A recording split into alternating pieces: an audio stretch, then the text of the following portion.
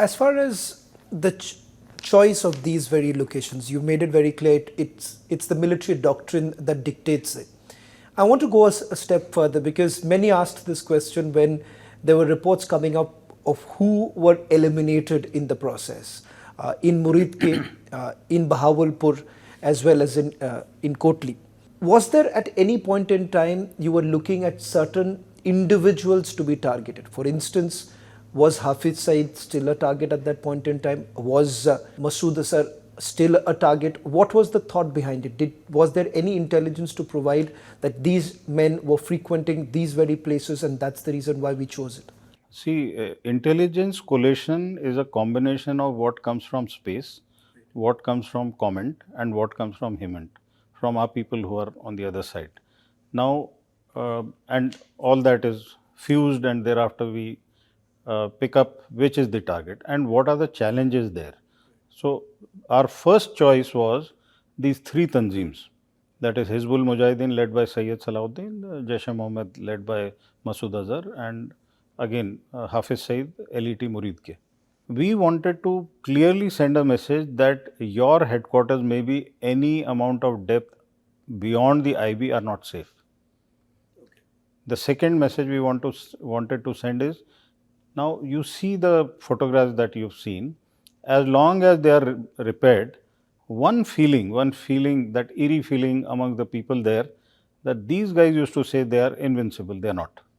The Indian state can reach out and shake them by their collar anytime. Now, the point which you made, whether these personalities, whether they were there or not, you know, while it is known as a general practice that they would be there, but their detailed routine, it is very difficult to have precise information, although I must say that whatever the human intelligence which is there is very good. Even in Balakot, I have personally seen it was very good.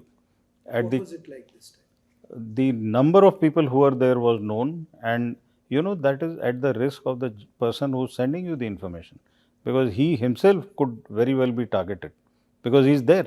He cannot escape from there. But that kind of intelligence we do have. Now, if you look at what happened finally and you saw the funeral picture where Masood Azhar lamenting on the loss of 10 people and then wanting to also die, he was very close to being killed. He was very close. He possibly may have had the cat's 9 lives. So he's You're not saying been that there. there was intelligence that he was present, or he was somewhere in the vicinity, See, or we were very close this time? When we get intelligence, normally it is he on these days he's there, at this time he's there. Precisely at that point in time, we couldn't have got that whether he's there or not. But generally, these people are in that particular area because they have no other place to go. And you look at the timing that we chose, we didn't want a collateral damage. So we thought whoever is going to be in that headquarter or in that particular training establishment is obviously going to be associated with that ecosystem of terrorism. So we didn't want to kill civilians. We didn't even choose the time of the namaz.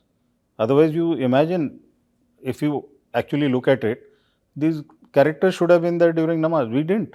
We didn't cross our Lakshman Rekha, and we have even particular. while dealing with the terrorists. We have our values that we will not kill civilians. You know, collateral damage, because then that defeats the basic cause.